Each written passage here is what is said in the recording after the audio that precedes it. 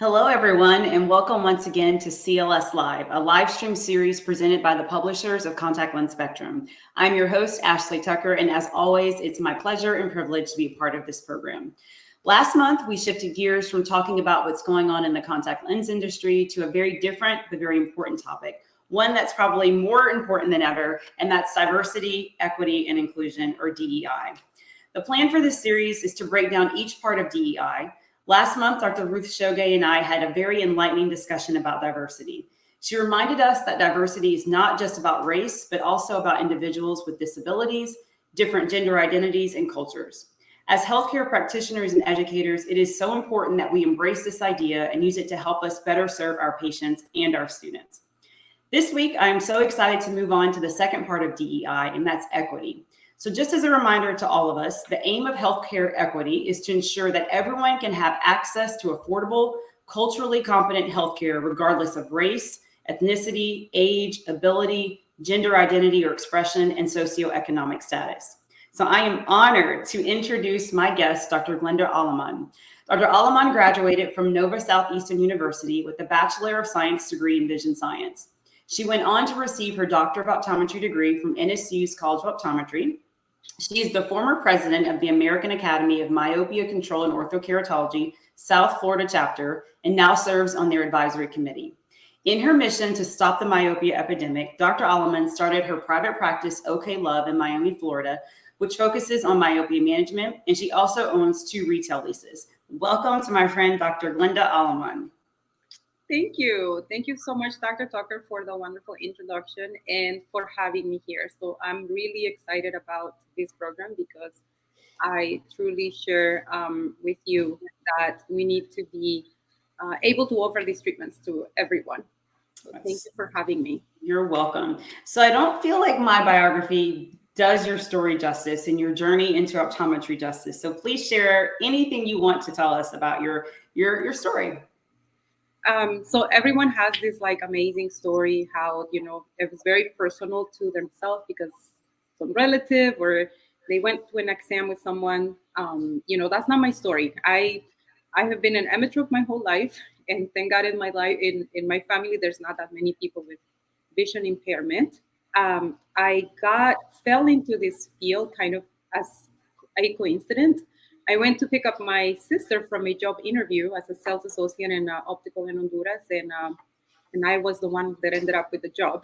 So that's how I started. And when I moved here to the U.S. and 20 years or so, I was determined to get a job in the optical industry. So my first job was at Walmart Vision Center as a sales associate. But the more I learned and the more I grew into this field, I just fell in love with everything to do about optometry and helping people with their eye health. So I was first a sales associate, then got promoted to a vision center manager. And at some point during that time, I knew that I needed to do something else, that I was going to go back to school. At that moment, I have to be honest with you that I didn't know, as a mother of 2 kids, I needed to go back to school. There was an important decision to make, and wasn't sure 100% of optometry.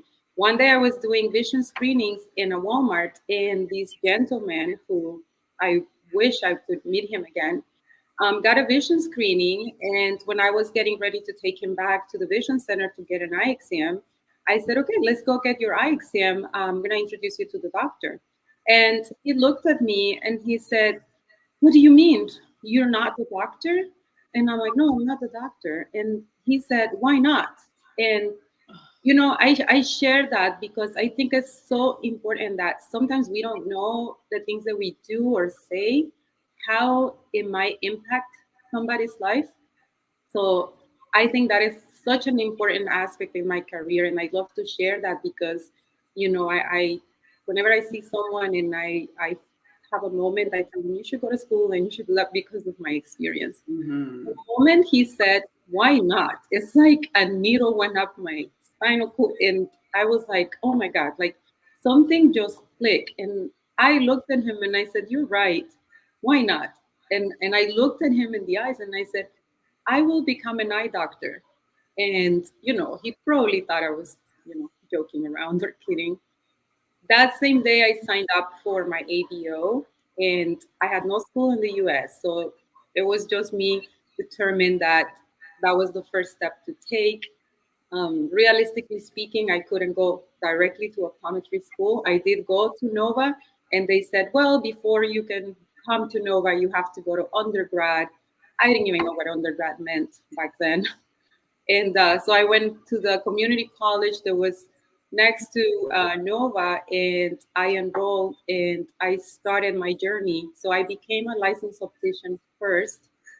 And really, when I was in opticianary school, my passion and my love for eye care just grew even more. And when I was in my third year of optometry school, that's when we do rotations. I didn't even notice, but my family noticed. My now ex-husband, but we're still good friends. And my kids, they're like, "You should definitely work with kids," because he noticed that whenever I came home from clinic, if I was doing anything else, I would be, just tired and lethargic. But whenever we did peds, when I came back from the peds rotation, I couldn't stop talking about my patient. Oh, And you would not really believe about this patient, and he was so cute, and she was so cute. And my kids are like, "Yeah, mom, you're just like another person." So I was like, wow, you're right. One thing I can tell you about me is that I do listen to people, and when somebody else makes an observation, I take a moment to reflect, and I think it's one of my best qualities. So I took the moment and I started to pay attention, and I was like, you guys are so right. Whenever I went to my pediatrics rotation, or even if I just had a young patient, I just felt, like that's what I was meant to do. So that's when I decided that I was going to be working with kids.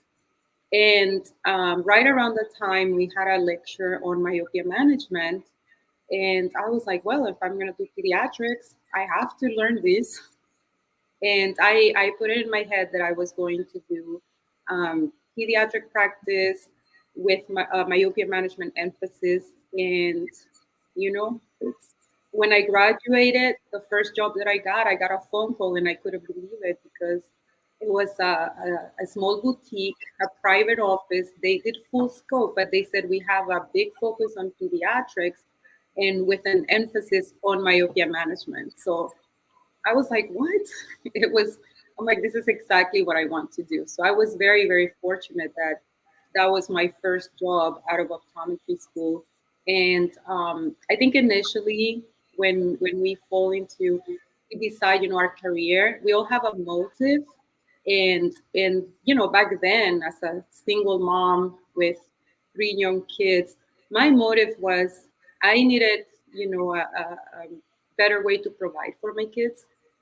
That was my motive initially, but the more when I started helping patients, and especially when I moved back to Miami from New York, and I started my practice in the Walmart, that's when I really felt, that calling. Like, I don't know if you have that one moment when you feel like, wow, this is why I became a doctor. This is what I need to do, because I moved back to my home city, to Miami, and I opened a practice in a Walmart.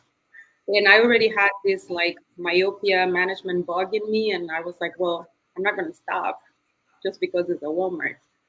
So, I knew it was going to be challenged, but I felt like going back to the Walmart. I'm in the middle of Hialeah, so I see so many of people from my country, from Honduras and all Central America. And they're just so happy when they come in and they see me, and they're like, oh my God, you speak Spanish. You're one of us. So that's when I really felt, wow, this is, everything happened for a reason. This is why I was meant to be an eye doctor. So I can go back to my hometown and give back to the people in my community. oh, that's awesome, Dr. Holloman.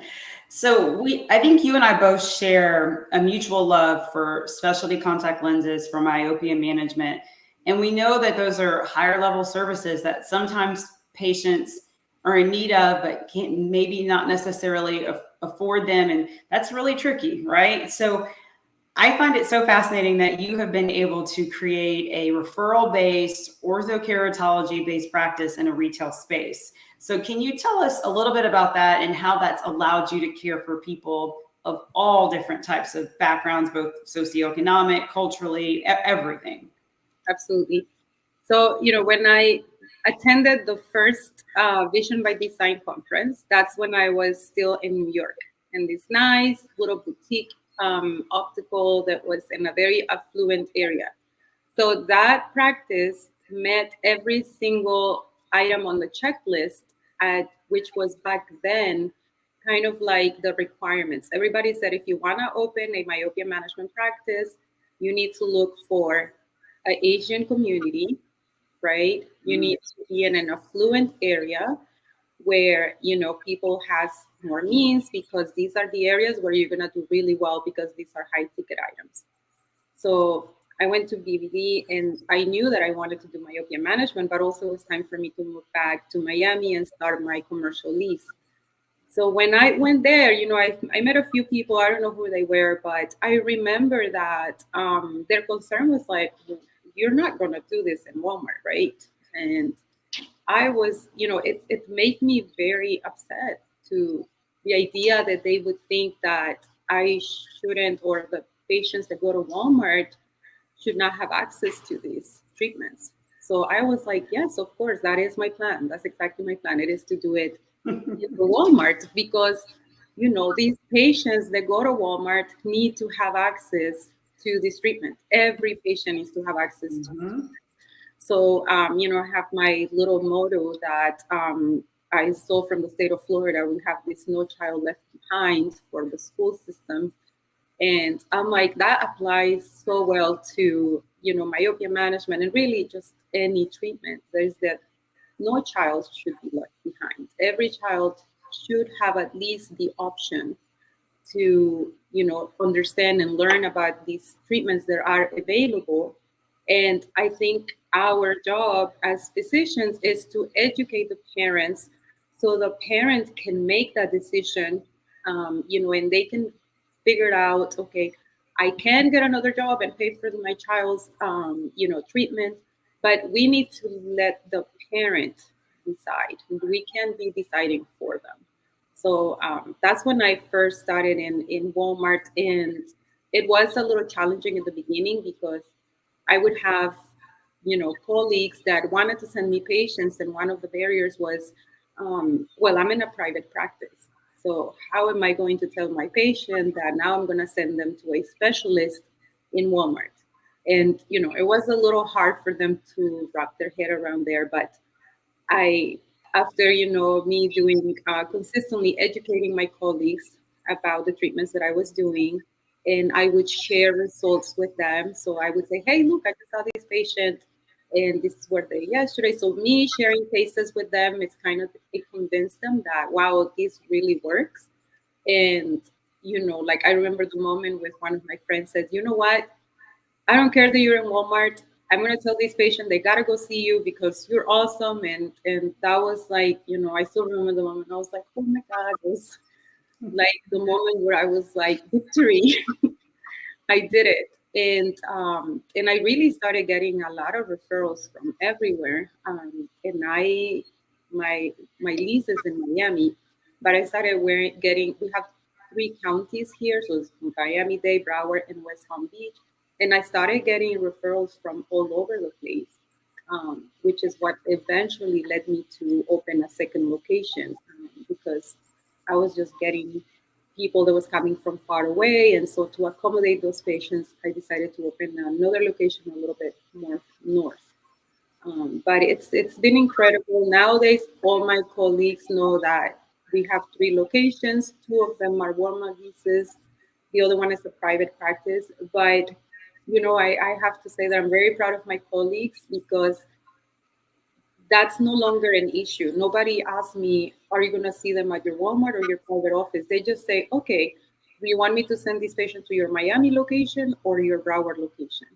Which, is amazing, because in the beginning it was like, I want to send them to your private office. They were a little reluctant to sending them to Walmart. So I think that if anyone here is in a retail lease and they have a retail partner, that it's important for they to know that they can do this.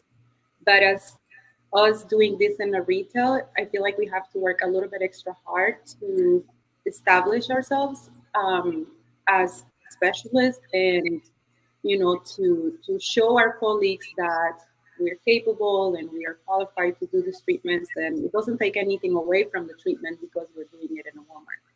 I have, the state of the art equipment at all my practices. So that's how I was able to, lots of networking, lots of educating my colleagues. That's how I was able to overcome those challenges. So do you find that, convincing parents to invest in these higher level services, it's not necessarily about the money per se, it's more about lack of education and knowing that this is the best thing for their child. Would you agree with that? Oh, absolutely. So, I think the biggest misconception that I heard when I said I wanted to do this in Walmart was that who is gonna, nobody's gonna pay for orthopedic in a Walmart. And, like my colleagues thought that I was going to devalue the service orthopedic literally because they assumed I was going to charge very, very low cost for the services. And being in the Walmart, I do keep those locations because it does allow me to make those treatments more accessible to parents that may not make as much money as we do, or lawyers or other patients, because the majority of my parents in Miami are immigrants. But what all doctors here need to know, when an immigrant parents chooses to come here, whether it's legally or by other means, they are, like, sometimes if they come here legally, they're selling everything back home and they're making all those sacrifices to come to this country for one reason only. And the reason is to provide a better living for their kids. So they come here and they're like, I will sacrifice myself, right? Like most parents do. We always put the kids first. So they're like, okay, this is what I did, but I am willing to sacrifice so much to offer my kids better opportunities for education, for treatments, just a better life in general. So parents, especially those parents who are undocumented, they come here and they go through so much. And when they come here, if I was like, well, I'm not going to offer this to your child, first of all, I'm discriminating, and they will feel discriminated. They feel discriminated. They feel offended. How dare you not offer me the best treatment for my child? I give you an example, and it has nothing to do with eye care. My sister, she works cleaning houses, and she is paying for her daughter to have a quinceañera. I don't know if you know what a quinceañera is. A quinceañera is this huge party similar to a sweet 16, but just more grand. It's like a wedding without the groom. And they're very expensive. And I mean, if parents are willing to sacrifice, to pay for a quinceañera, if you tell them, look, this treatment can help your child's eyes, they're more than willing to pay for those treatments when they're offered to them. But yes, they want to, before you can do that, you have to gain their trust.